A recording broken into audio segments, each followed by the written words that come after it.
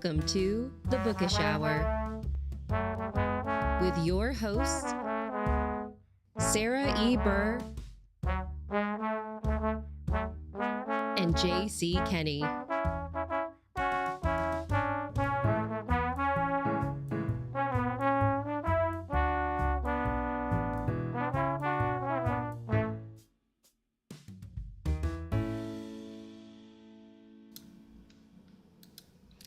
And we are live. Good evening, everyone. Welcome to the Bookish Hour. I'm Sarah Burr. And I am J.C. Kenney, and happy baby Friday, folks. It's Thursday evening. It's basically the weekend. And Sarah, we have a bona fide, real-life expert, not one of these people who make stuff up like you and me with us tonight. And I think it's time to get bookish. I couldn't agree more. And for folks who have been with us for a while, you are going to be familiar with our wonderful guest. We are joined by the delightful Gail Lukasik, who is here chatting with us about last time you were here, Gail, we were talking about The Darkness Surrounds Us, which was just like such a gripping, chilling, gothic treasure trove of delight. And it was perfect for the fall when you were here. Mm-hmm. And tonight we are going to have, I think, a very, very interesting, insightful, and I think reflective conversation, because you're here talking about a nonfiction piece that you've written. It's very much kind of memoir, but also a memoir of many people, which I'm very, very fascinated by. So we can't wait to dive in. So thank you so much for being here this evening. Well, thank you so much for having me back. I'm excited to be here. And for our viewers who may not have seen your episode when you were here with us last year, and might be meeting you for the first time, and just to give them a shout out, we've got Farmhouse Reader, we've got DHB, we've got Guy That Fixes Stuff, and we've got Annette also saying hello, and Annette saying greetings from chilly Chicagoland. So we've got some a group, our people are here with us. We've got David saying hi all. So guys, we appreciate you being here live with us. If you have questions for Gail at any point in time, and I think you're going to have questions because the topic that we're going to be talking about is really, really fascinating. Feel free to put them in the chat at any point in time, and JC or I will make sure we'll get that in front of Gail. And so last time, Gail, we were here talking fiction. This time we're talking about a really special book that I imagine took a lot of effort and research and just like hours talking and just piecing together these beautiful stories that you have in What They Never Told Us. And so I would love it if you could tell our readers and maybe start your story back even further as to how this book came about, because I'll let you explain the concept of it, because it is just, it's beautiful. Well, thank you. What They Never Told Us is a book about true stories of ordinary people, just like you and me, who make these extraordinary discoveries about either their parentage and or their race and ethnicity, and it fractures their identities.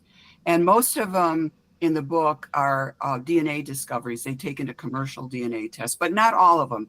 Some of the discoveries were made by a parent or a sibling making an emotional outburst and telling them a family secret that they had no idea about. So very upsetting. Almost everyone in the book discovered these things when they were adults. So their identities were fixed, and then they become undone by finding out my mom, my dad aren't my parent, my biological parents, or my father isn't my biological father. So it's pretty upsetting and very traumatic, not only for the person who makes the discovery, but also for the family members, especially those who were keeping the secret. I can't even begin to imagine some of the scenarios that these folks found themselves in. You had mentioned that, some folks are doing these DNA testing and finding these results, but there was one woman that, she found out simply because she was kind of having a heated argument with her mother. And she was just like, I never should have like artificially created you. And she was like, wait, what? And I can't, just the knowing that there are these secrets that people are keeping for whatever reasons they feel the need to keep them, it is just truly, it's fascinating in a way. Like there's like such like a psychological element to that I found to be very like, wow, this is really incredible to read about, because I had no idea that like things like this actually were happening. Just I because, didn't either. like, I didn't either. And in that particular interview, I remember that's Robin in the book. She said, well, that shut me up. yeah, I can imagine that it would.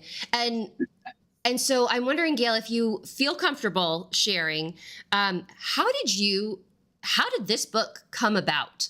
Because it's such a unique and I think very much unexplored concept for humanity in general. And you even make some statements about like the fact that, you know, it's not a phenomenon that's been studied very well, like the toll that it has on our psyche as humans to find, you know, when our identity is in question. So I'm wondering if you wouldn't mind sharing with our viewership how these people came to you with these stories. Well, I have to back up a little to answer that question. I never would have written What They Never Told Us if I hadn't written White Like Her, my family story of race and racial passing. And that book came out in 2017. And because of that book, I ended up being on the Megyn Kelly Today Show. And after I was on that show, and I'm not exaggerating, I received an avalanche of emails from strangers from around the world, not just in the US. I mean, I received emails from people in South Africa, Europe, Australia, Canada, everywhere. And all of them wanted to tell me a family secret. Mm-hmm. Many times it was about race, but it wasn't always. It might have been, one man wrote me and said, I just found out that my father is not my biological father, that I'm a result of an affair my mother had with her boss.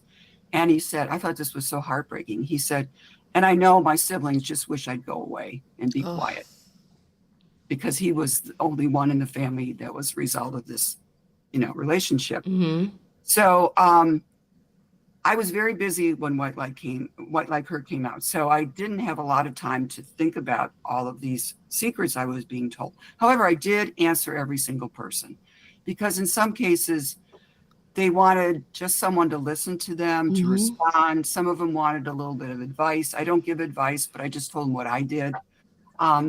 So after I received so many of these, and by the way, I still do get the occasional email from a stranger saying, I'd like to share my secret.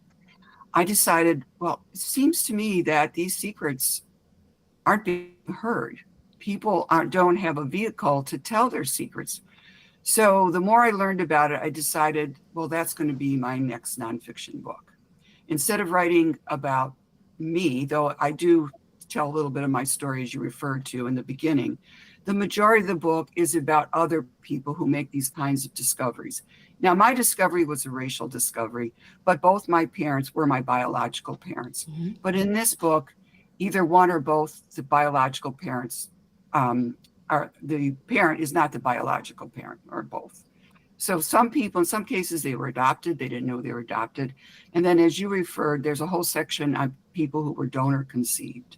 So they did not know they were donor conceived. And a lot of these secrets are being unearthed because so many people are taking DNA tests. Mm. And I was kind of surprised when I did the research. Since 2019, it's estimated that about 100 million people in the US have taken commercial DNA tests. Now, of that 100 million, I want to get this right, I think it's 4 in 10, or 38%, have unexpected familial results. That's a lot. It is.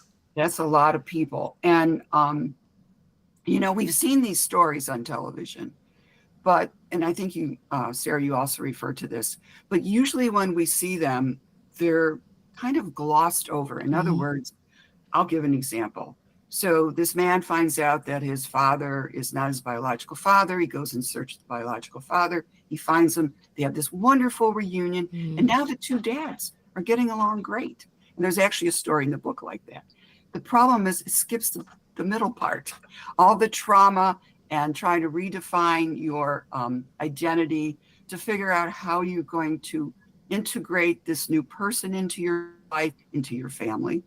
And in many cases, they're still struggling with this.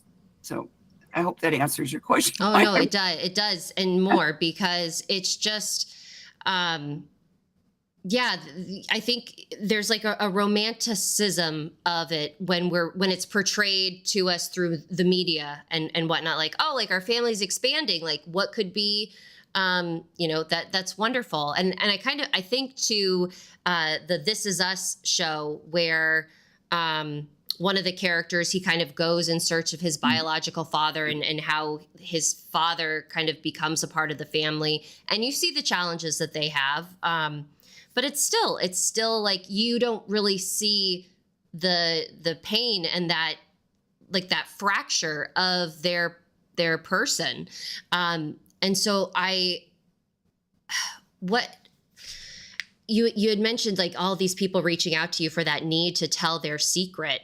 How did you go from all of this information coming at you to finding the certain stories that you then kind of put into this really nice narrative that us as a reader gets to go on for what they never told us?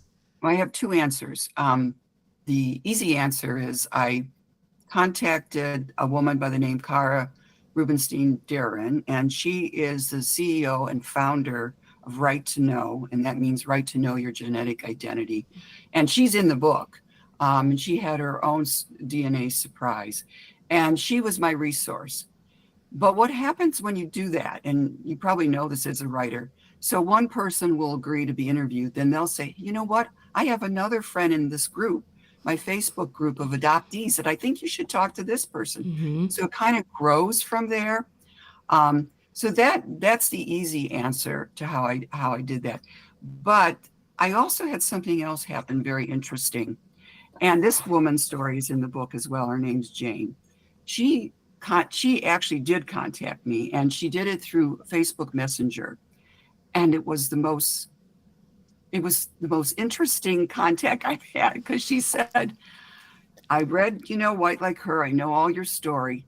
Did you ever think about writing a book from the point of view of the family member who's left behind when their sister or whomever decides to pass? And then she said, if you want to hear that story, I'll tell you. And then she included in the Facebook Messenger as photos of her and her sister and some of their children. And it was obvious that they all could have passed. It was very obvious. And in her case, her sister just one day said, it was Christmas Eve, you can't come over for Christmas because my husband is having his white employees over, and you just can't come. And that was the last time she ever spoke to her sister until their mother was dying in the hospital. That's how final the cut was, because her sister decided to pass. Wow. Well, and that brings up an interesting question, or of course it's my question, so of course I think it's interesting.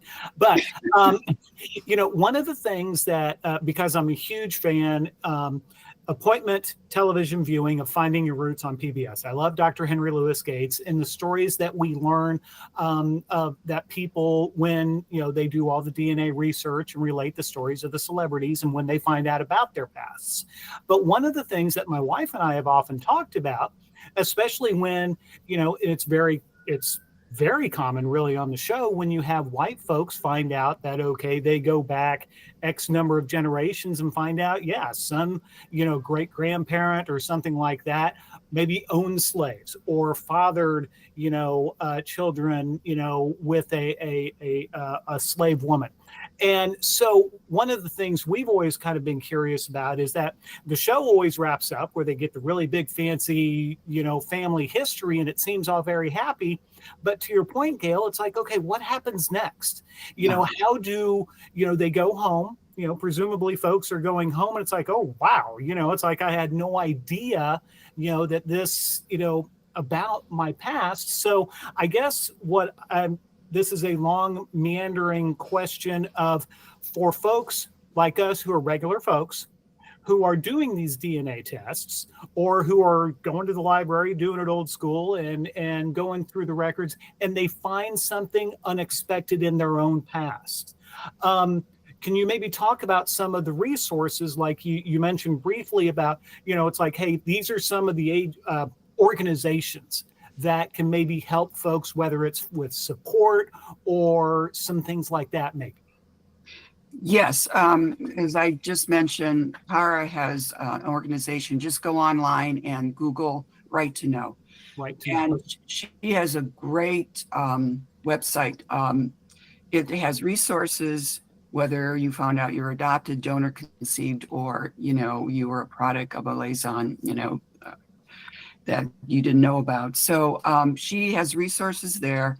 She also, if you're really, really hurting, there's a phone number you can call right away.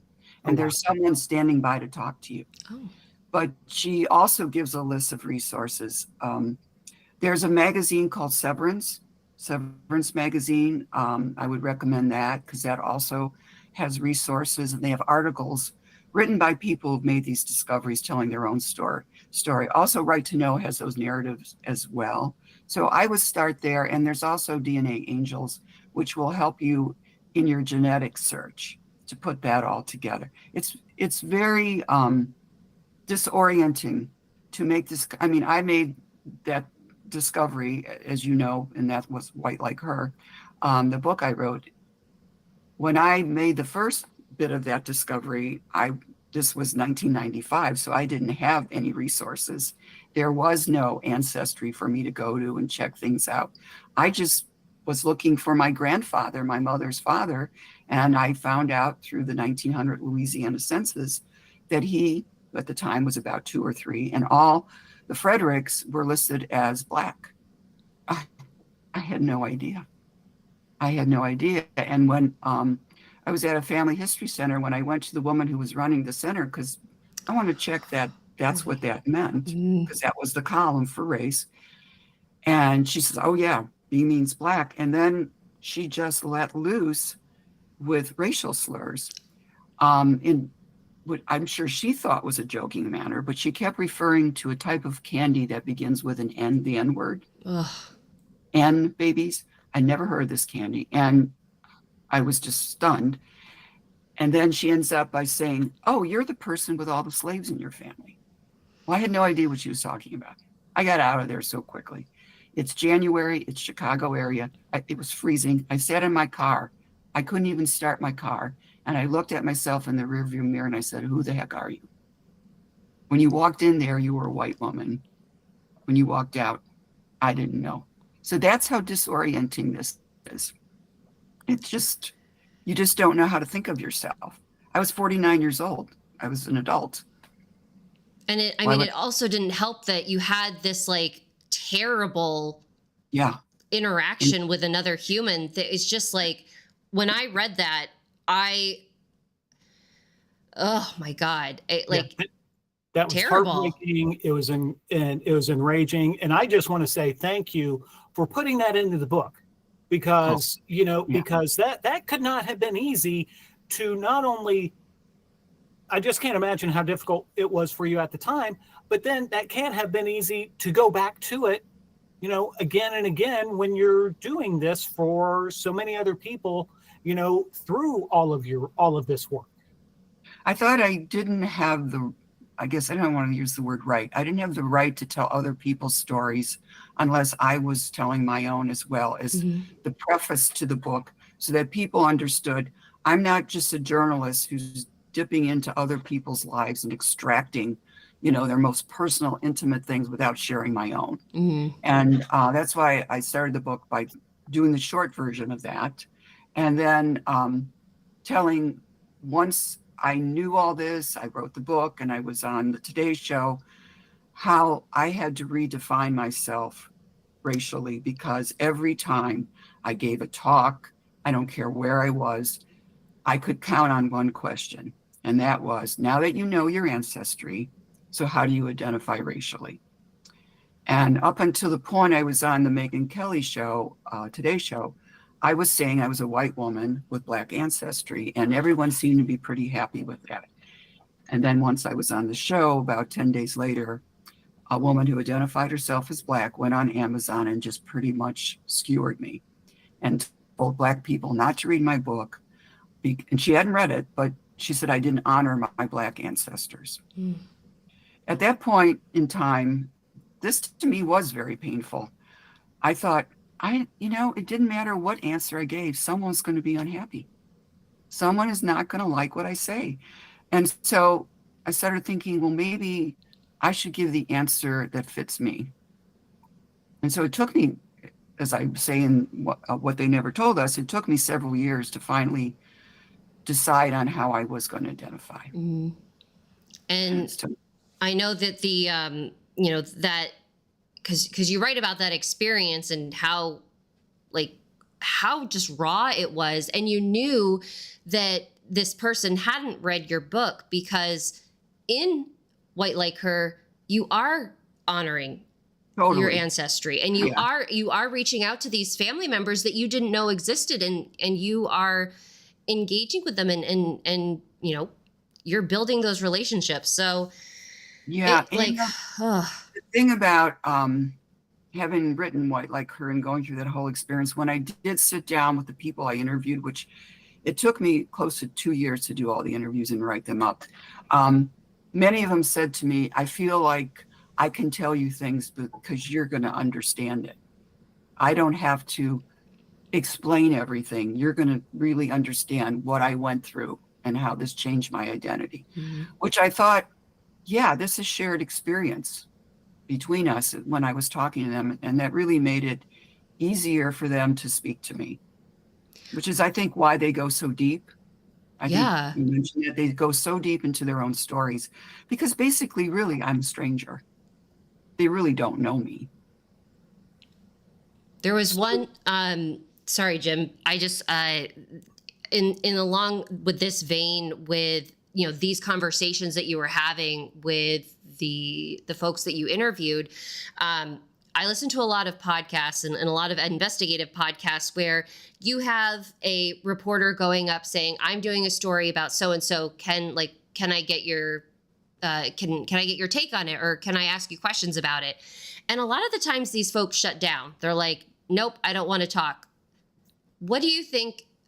Do you think it's specifically that shared connection that you have that made them so open? Or do you think that these stories are really just kind of, they're begging themselves to be told because they need an outlet to share what they're going through?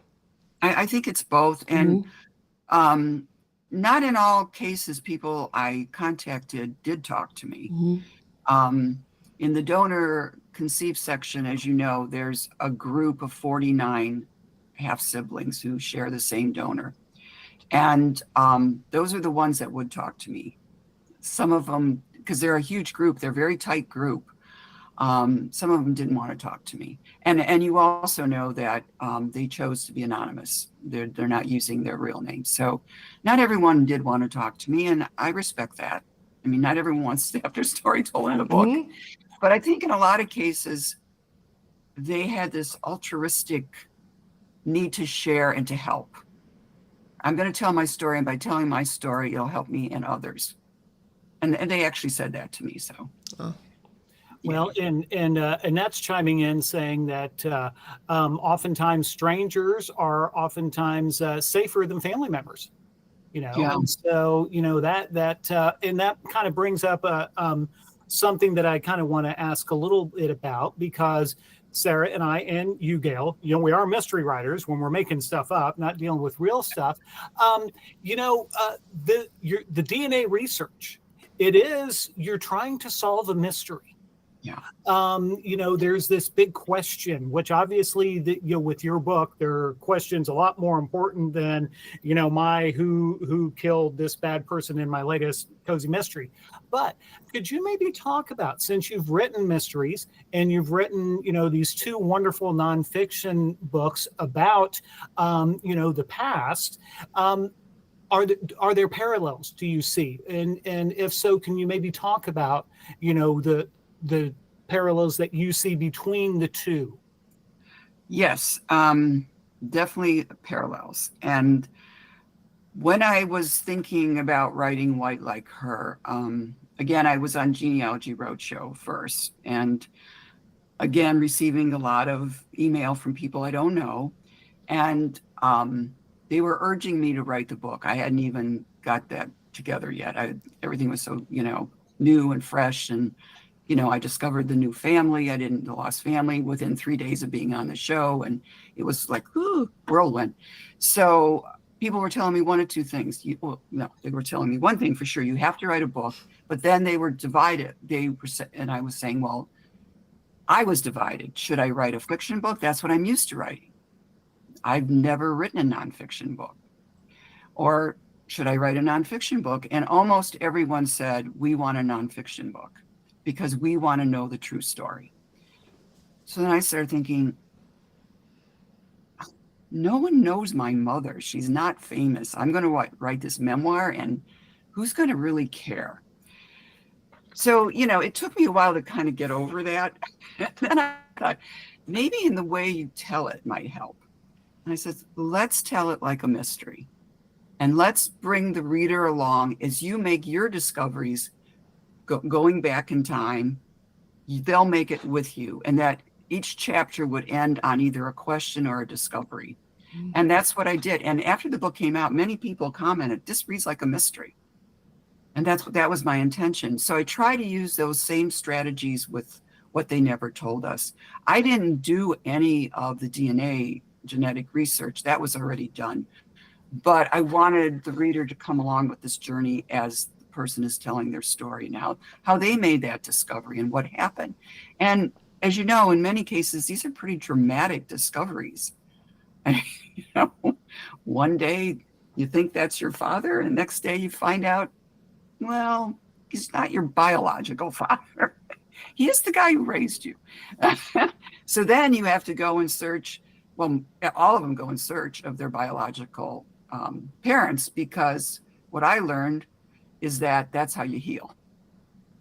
And unfortunately for some people, those biological parents were deceased already, but they were able to connect with half siblings, which is part of their healing. You can't heal until you know who you are. You really can't. You need to kind of put those pieces together. And, in some cases, people find out they're a different race. So how do you deal with that? I like your comment about like the fact of building it as a mystery, because at least in every nonfiction book that I've read that I have enjoyed and felt that it is memorable, it's something that I feel like I'm reading a story. It's not that I'm being told like, it's a bullet list of information or just like long sentences of facts. Like, no, it's somebody who's crafting a story and delivering it to us. And it just happens to be a true story. So I really think that process, Gail, is very, very so effective.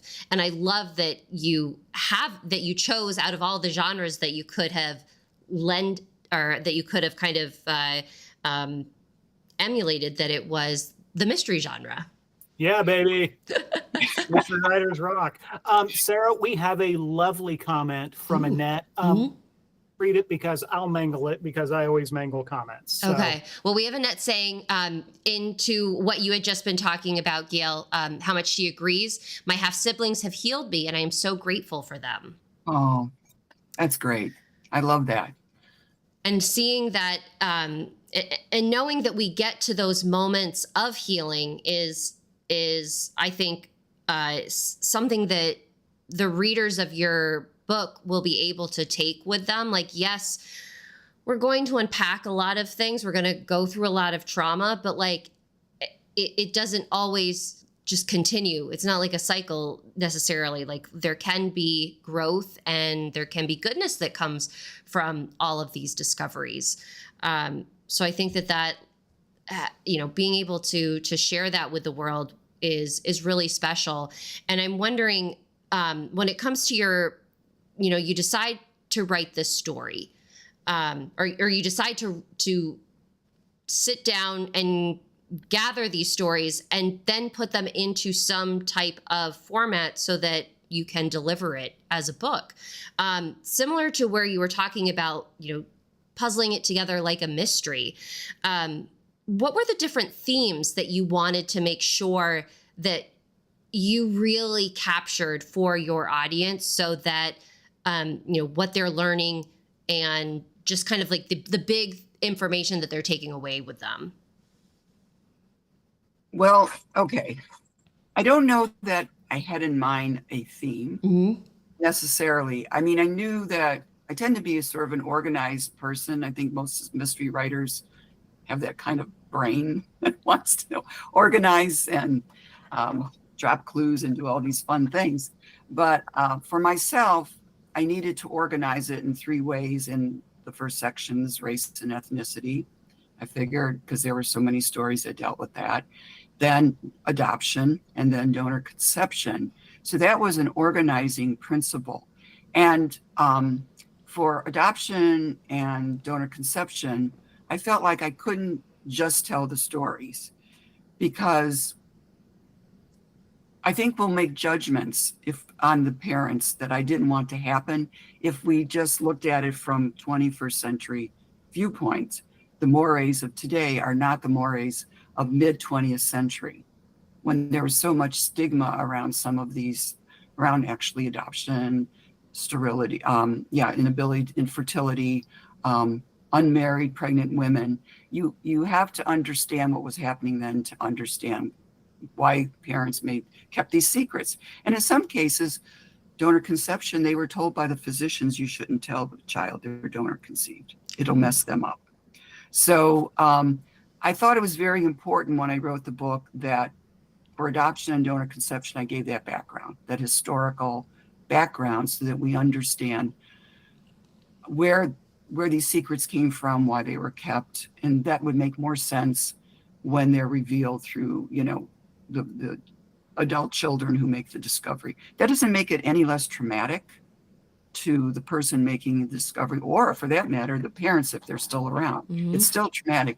But I wanted to give a context to the reader so that, and honestly, I learned so much from doing that. I mean, I knew somewhat about adoption, but I had no idea how difficult it is to get the records unsealed. I learned a lot about, and it's still happening, still difficult in some states. And I knew nothing about donor conception. So that was, I thought that was important. And one little thing I didn't mention when I was talking about using the skills of a mystery writer, I also, when I sat down to write each story, I really thought about the person, what characterizes them? What can I say to the reader that will help them see this person that I'm looking at, this person I'm trying to tell you about? And I think a good case in point is Brad Ewell, who's a Texas cop. You read his story, who, I'm not going to go too much into it because I want people to read the final story because it's so amazing. And go buy the book, people. That's your yes, buy the book. And when I first watched, I did all these on Zoom. Thank you, Zoom. And when I watched it the first time through, I was looking at him, and I hadn't asked him this because I was listening. When you're listening, he had all these tattoos on his arms. So I jotted that down as a question. I sent that off to him in an email. And when he explained the tattoos to me, I had my opening to his story, because it was about family. I couldn't see him real clearly, the tattoos. It was kind of darkish. And he explained them to me. And I thought, oh my goodness, this characterizes this guy. This is who he is.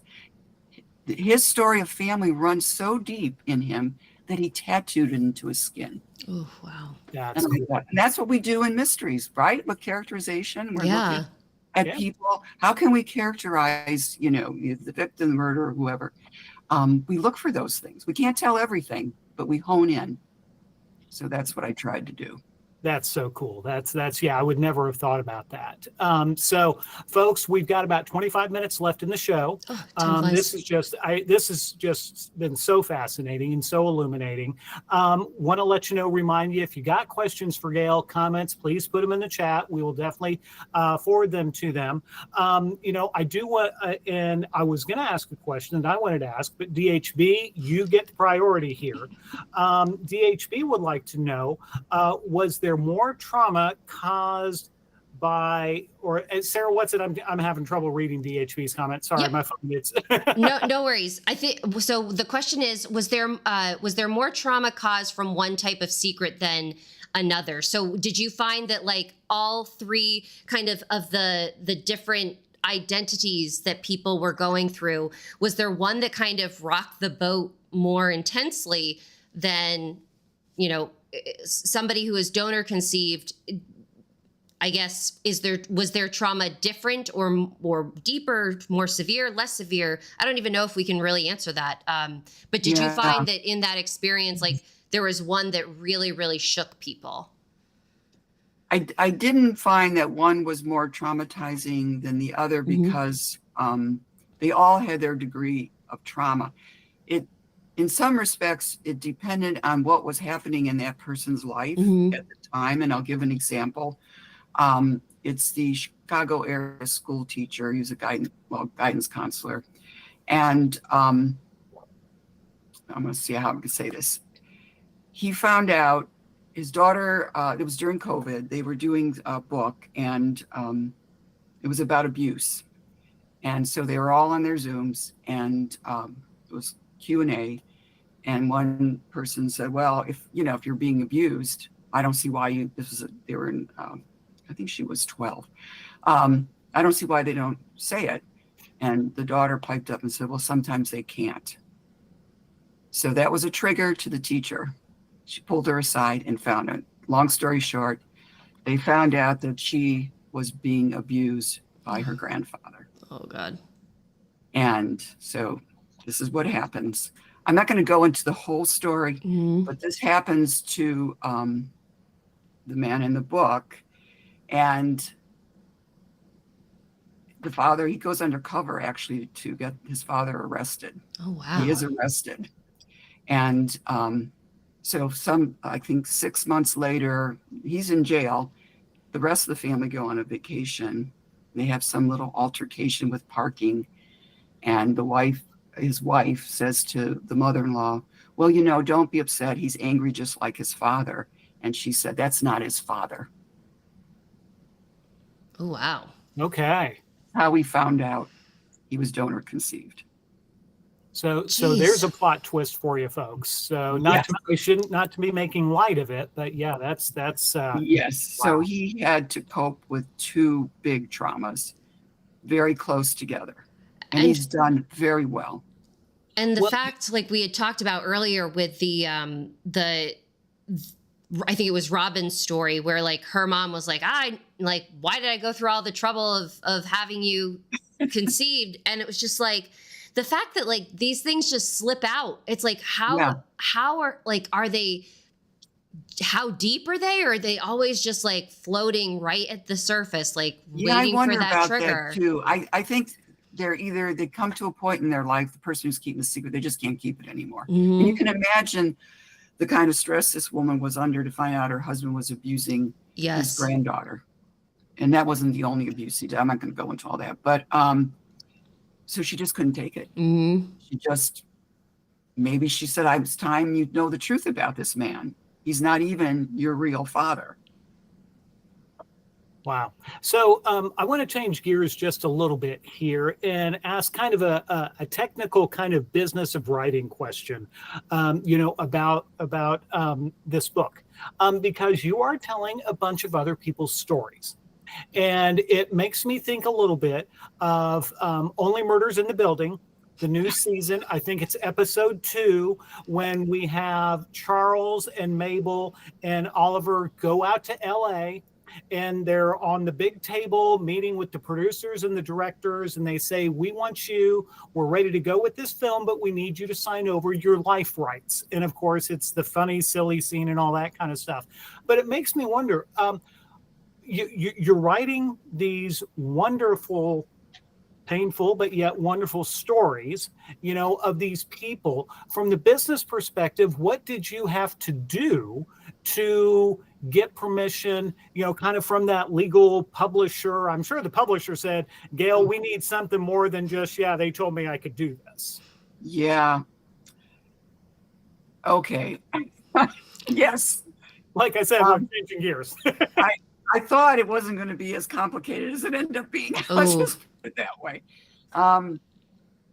Before I started every single interview on Zoom, I said to them, I will now be interviewing you for this book and that everything, and they agreed. Okay. But you're right. My publisher said that wasn't good enough. So I had to go back and have all of them, and this is after I've written everything. Oh, wow. Yeah, it was very nerve-wracking. You have to have them sign a permission form. And so I did that. And then, I don't know why he waited. He waited a few months, and then he said, oh, and by the way, you should probably have anyone who's in that story sign a permission form. I was having literally a coronary. Yeah. Because I'm thinking, what if they don't? Yeah. What does that mean? What, do I lose the story? I mean, luckily, it all worked out. Mm-hmm. So everyone was good. It was one of those moments.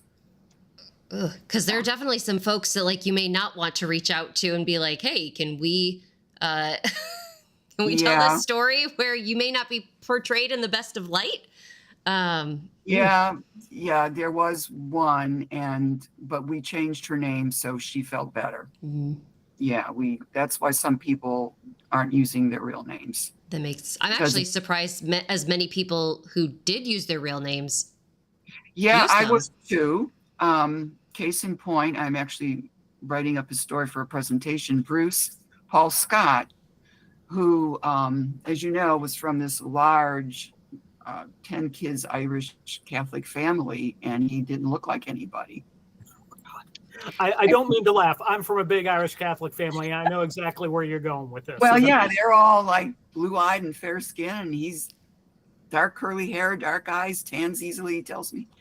So I'm not going to go into his whole story, but at the end, I said to him, is it okay to use your name? Because I always ask permission. And he says, I want you to use my name. I want my story heard. I want it out there. He was adamant, you use my name. So nice. Different people feel differently. Well, and it calls to mind, and Sarah, I don't know about your generation, but with mine, coming from, like I just said, I grew up in a big Irish Catholic family, people I grew up with were the same. And one of the common insults for your siblings was when you hated them is you were adopted, no one really likes you. And as kids, it's we're always throwing those insults. But then when you find out, it really happens, or there's some other things. Yeah. You don't realize how, as a 10-year-old, how hateful a comment like that turns out to be. Mm-hmm. Yeah. In his case, first of all, he wasn't adopted. In his case, though, when he was at home, he was very supported and loved, but it was when he went out into the outside world that they called him racial slurs. They referred to him. Yeah, it was not pretty. And when he went home and asked his parents about it, they explained it as, you have a recessive gene, which of course they were lying. But they felt they were protecting him, Well, and that brings up, DHV has a follow-up question for you. Yes. DHV is wondering if you found out if there is there a common thread among folks who have been the secret keepers? Yeah, that's a good one. Yeah, I don't know if it's a common thread, but I'm going to go back to social mores in, I'm going to put it mid 20th century. I'm just easier because most people were born in the 50s to the 70s. So it's in that time period. And the common thread was one word: shame. There was some shame involved with the secret. Could have been a child conceived out of wedlock, could have been, for cases of infertility, there was a lot of shame around infertility. I mean, think about the 1950s after the war, everyone's coming back, baby boom, everyone's having large families, and you can't get pregnant. So there's shame around there. And then also there was a lot of shame around donor conception. There was a lot of misunderstanding about it. And, some physicians, like I said earlier, they told parents, it's best you don't talk about this. Just let the child, think that's your child and be a part of the family and move on with it. And, if in the case of adoption, in many cases, they would change the child's birth certificate as if they were born from the adopted parents. And that was to protect them from being called a bastard. Now, today, we don't worry about those things so much, right? Yeah. But back then, it was a big deal. It was a big deal. There was a lot of shame. So that probably, to answer your question, that's the thread. I want to talk a little bit more about kind of looking at it now from our 2024 lens. But before we do that, Annette has a question. Did any of your contributors have generational trauma, afterwards trauma or shame that followed generation after generation? I'm not sure how to answer that. I don't know. You mean, in other words, maybe a grandparent had shame and then the parent and then the child? I'm not sure. Or like something along like one of the people that you were interviewing, like if they had children, maybe was anything, do you think that what they were going through carried over into their children about like either a sense of belonging or knowing like, who are we? Well, in the case, as I said, most of these people didn't find out till they were adults. So they already, if they were having children, they had the child. So, and usually it's hard to remember everybody, but I'm thinking that most of the children were older, somewhat older, maybe not. There might be some in grammar school, I don't know. But I didn't hear them talk about that. Now, in the case of the high school guidance counselor, of course, there was generational trauma there because she was abused. But I'm not thinking of anybody in particular. They didn't talk too much about their children. And that's a fair answer. Yeah. And one thing that I would love to touch on before we kind of transition into our final segment, because our time together, as always, flies by. You had said like the doctors at the time, post World War II, they're like, keep this to yourself. Don't tell your children that they're adopted or what have you. Nowadays, from a perspective, it seems like people who do adopt children, and maybe this is just like the folks that I've interacted with, that they're like, you know what, like we'll begin to like introduce that concept when they're like 2 years old, 3 years old, when and make sure that they know from really like the get-go that yes, you're adopted, but it's just a different type of family.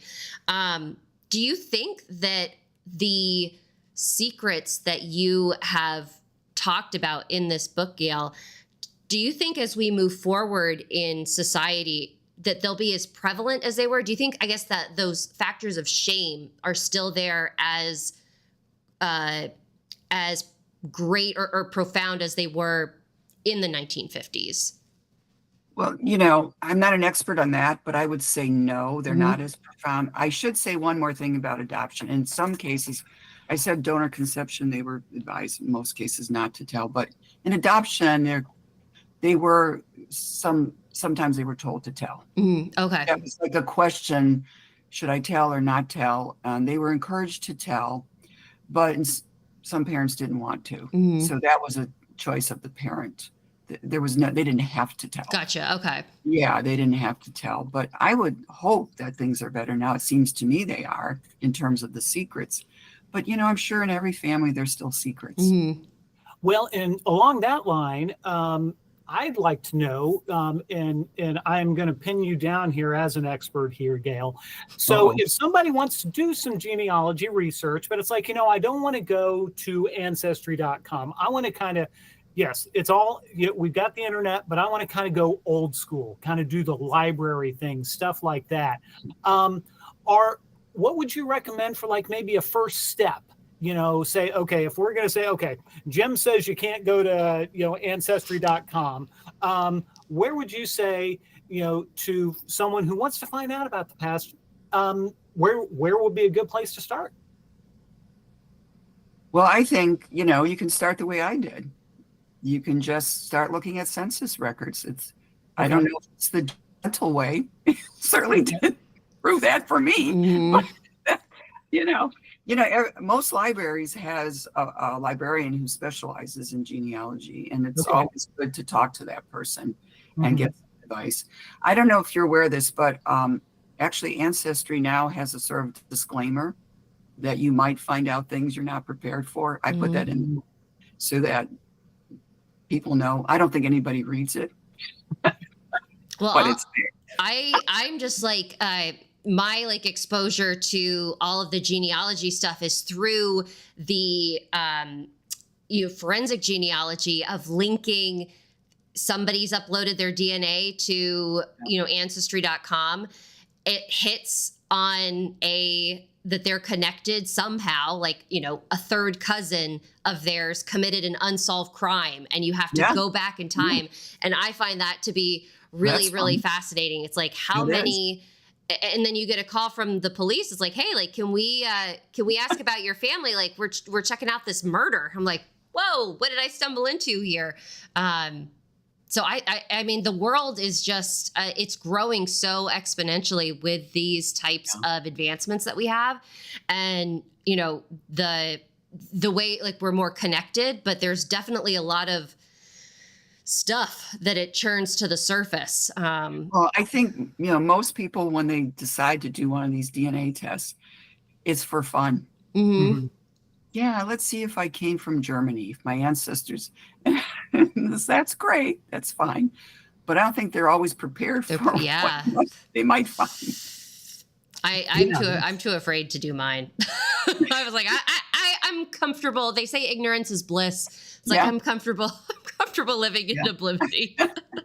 Well, I'm the youngest of 8 of that Irish Catholic family, so I waited until a bunch of my older sisters did theirs, and then so I went ahead and did mine, and it came out, Northern Europe, Ireland, the UK, all that kind of stuff. So it's like, it was boring. But my wife found through her ancestry.com, there was some controversy because my dad always claimed that he was 100% pure breed Irish, in that my mom supposedly might have some English on her side that we didn't talk about. Through my wife's research, total opposite. Dad was the one that had some, some British. Mom didn't. And so it's like, scandal in the Irish Catholic family. So anyway, that's a good story. we can find, and it's not all trauma, but Gail, thank you so much. Oh, you're so welcome. Your honesty, for sharing, bringing these honest stories to light, because it's important and it matters, because we are all connected. We're all sharing this planet. And, the more we learn about each other, that can create that empathy. And I think that's one of the things that, to me, that's one of my big takeaways is, we learn about people, we can empathize with them. Mm. I agree. And we have a comment from Annette saying that they're in the Allen Library in Fort Wayne, Indiana. There are thousands of family history books submitted by novice home genealogists, and she found all sorts of good information there. Ooh. All right. I don't know where Fort Wayne is in regards to your location, JC. I lived in Fort Wayne for a year. It's 2.5 hours northeast. So Nice. The state of Indiana is not all bad. Yeah. So. Fabulous. Well, again, time has flown, and I really wanted to know, and possibly real quickly, if you could tell us, Gail, are you working on another fiction project, nonfiction project, any projects in the future? I am taking a break. I'm doing a lot of promo for the book. I think a well-deserved break after reading everything that you went through and did, and yeah. So that's I wish you a peaceful break, and should you start to put pen to paper again, we would love to see what's next for you. But in the meantime, do you have any reading recommendations, TV recommendations, movie recommendations that you can share with our readers? Doesn't have to be nonfiction. It could just be anything that is keeping you entertained these days. Folks love to know what folks are reading. Well, I had resisted reading this book because it cuts a little too close to home. Mm-hmm. But I'm reading Kristen Hanna's The Women. Oh. And I'm thoroughly enjoying it. Mm-hmm. But it's bringing back the Vietnam War to me. And my husband served for 2 years. He wasn't in Vietnam, but I was a part of that. I was with him. So I wasn't sure I wanted to read it, but I'm fine. It's good. Excellent. JC, what about you? Anything that you have on your reading list, watching list? So folks who are regular watchers know I've been on a big Carl Hyacin kick recently. Mm-hmm. Just finished Skin Tight, which is another one of his crime novels from 1990 or so. It is, it's South Florida and all its craziness. And so it's a lot of fun. And just watched episode 1 of Miss Scarlet on PBS. Ooh. It's longer Miss Scarlet and the Duke, which is sad. We miss William Wellington, but we got to introduce to the new detective inspector, and he might be okay. But yeah, Miss Scarlet is still as tough as nails as ever. So they dropped the first 6 episodes. I don't know if that's the whole season, but on PBS, so check that out. So and Sarah, you? So my reading and watching are linked together because we finally started watching the second season of The Rings of Power.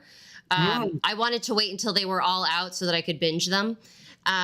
So we've started watching them. And so I downloaded the Simularian to listen to on audiobook because I just wanted to learn more about Middle Earth because I find it's a terrible place, but I want to live there at the same time. There's something about it that I absolutely love.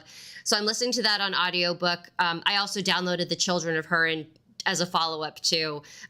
One is read by Andy Serkis, and then the other is read by Christopher Lee. And it's just like my Lord of the Rings nerd flag is flying so high for it. So that's watching, reading, and then listening. I found this brand new podcast series. It's called Someone Knows Something.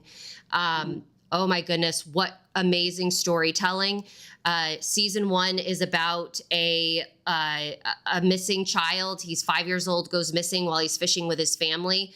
And it's, trying to drum up new clues, new investigative techniques that they can use to maybe get some answers. They did some really interesting things that I was like, wow, they actually moved the investigation forward, which I thought was incredible. This season is about, or the second season, I think there are several of them. The second season is about another missing woman. It feels like her boyfriend at the time is responsible, but nobody is talking. And this guy's determined to go up to people and be like, hey, I'm trying to shed some light on this. And he gets door slammed in his face, but then there are people that are just won't stop talking. And it takes place in Canada. So everybody says about and process. And I love listening to it. It's a really, really good show. Gail, real quickly for you, we have a couple comments from folks. Annette saying, thank you for the great presentation. And if you are ever interested in writing a volume 2, be happy to share her story.